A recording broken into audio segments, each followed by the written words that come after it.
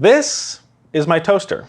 It has 4 buttons, a lever, and a dial with numbers that mean nothing. It isn't extraordinary in any way, but it toasts bread quickly and consistently, and that's all it really needs to do. I purchased this toaster 5 years ago for around $50, and as a consumer, I am content with this product. I will probably use it for as long as it works, and because it's such a simple device, I'm hoping that will be quite a long time. For all reasonable intents and purposes, this toaster is as good as it ever needs to be.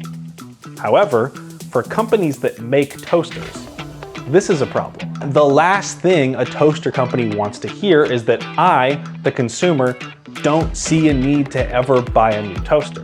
So what does the toaster company do? They innovate. Let me show you.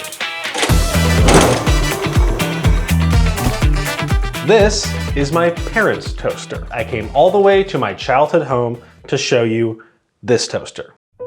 The illustrious Breville die-cast 4-slice smart toaster.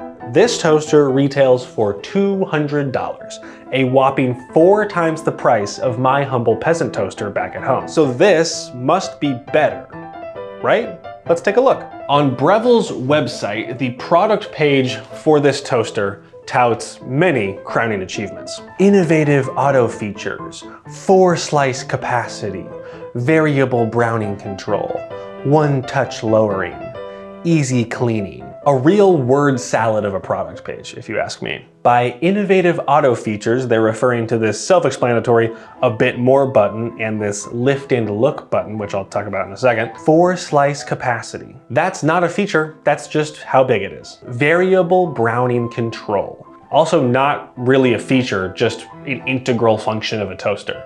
Easy cleaning, which is just referring to the little crumb tray that every toaster has, so I don't know how that made the cut as a highlight feature, but apparently it's a big deal. Next on the page is 1-touch lowering.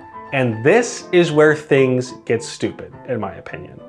This toaster is motorized. You press the toast button and it oh so gently lowers the bread in, so carefully and nice. And then when it's done, it just carefully, slowly raises it up. It doesn't want to hurt the bread. And when you press this lift and look button I mentioned a second ago, it will raise your toast up momentarily so you can check how brown it is, and then slowly lower it back down.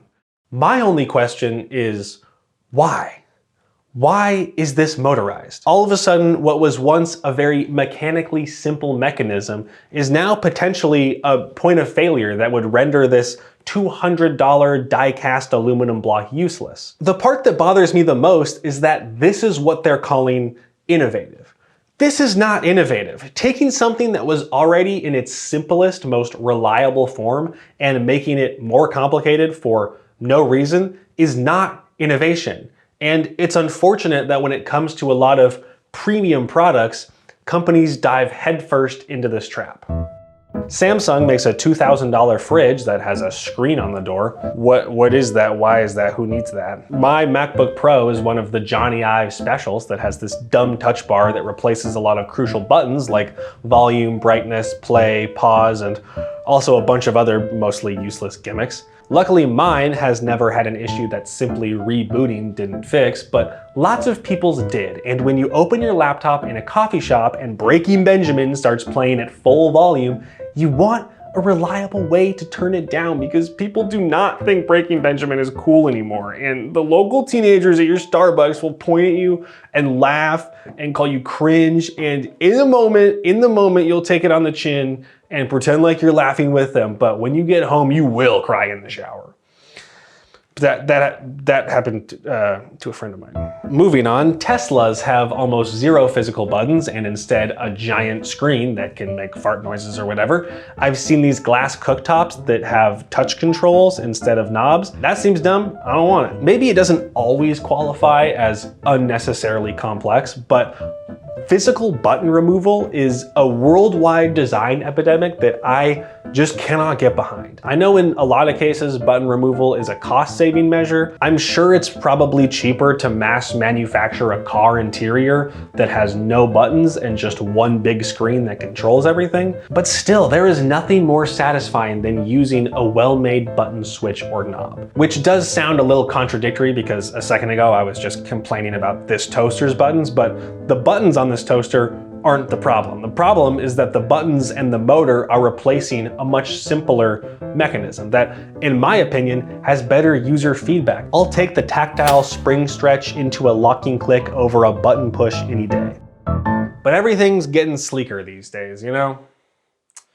It's all about who can make the thinnest, shiniest thing that you can watch porn on. I realize that I'm having a very old man yells at cloud sort of moment here, but I think it sucks that product design has been trending towards this sterile, intangible, seamless future where a premium price tag on an item doesn't guarantee better quality or functionality, but instead implies the presence of some unnecessary gimmick.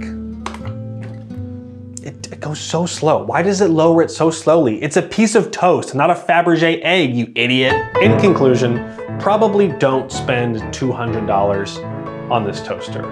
And do find those beautifully simple, reliable devices in your life and give them a big ol' hug, because not to beat the old man yelling at the cloud to death, but they just don't make them like they used to, and they probably never will again. Oh, thank you. You finished? Lift it up nice and slow, not to damage the toast. Perfect.